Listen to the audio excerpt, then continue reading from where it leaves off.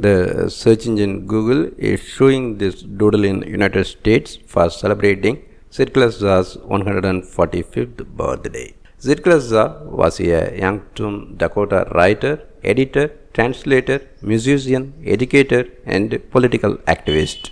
She wrote several works chronicling her struggles with cultural identity and the pull between the majority cultures she was educated within and her Dakota culture into which she was born and raised. Her later books were among the first works to bring traditional Native American stories to a widespread white English-speaking readership, and she has been noted as one of the most influential Native American activists of the 20th century. Zitkala-Sa lived resiliently during a time when the indigenous people of the United States were not considered real people by the American government, let alone citizens. Zitkala-Sa devoted her life to the protection and the celebration of her indigenous heritage through the arts and activism.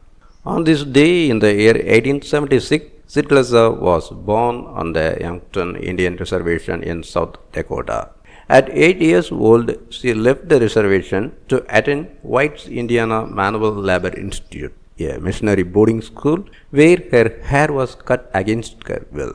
She was forbidden to speak her Lakota language, and she was forced to practice a religion she didn't believe in.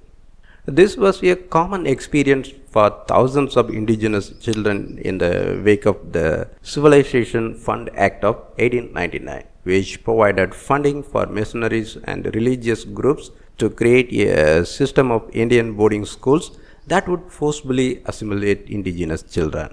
While she took interest in some of the experiences in her new environment, such as learning the violin, she resisted the institutional efforts to assimilate her into European American culture, actions she protested through a lifetime of writing and political activism.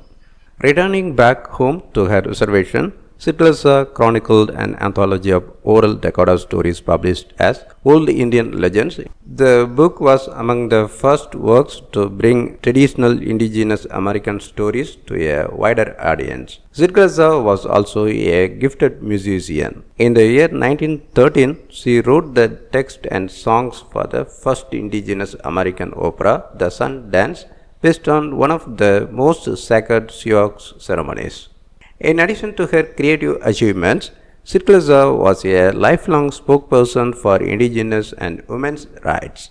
As an activist, she co-founded and served as first president of the National Council of American Indians in 1926. Zitkala-Sa's work was instrumental in the passage of historic legislation, such as the Indian Citizenship Act of 1924, granting citizenship to indigenous peoples born in the United States, as well as the Indian Reorganization Act of 1934.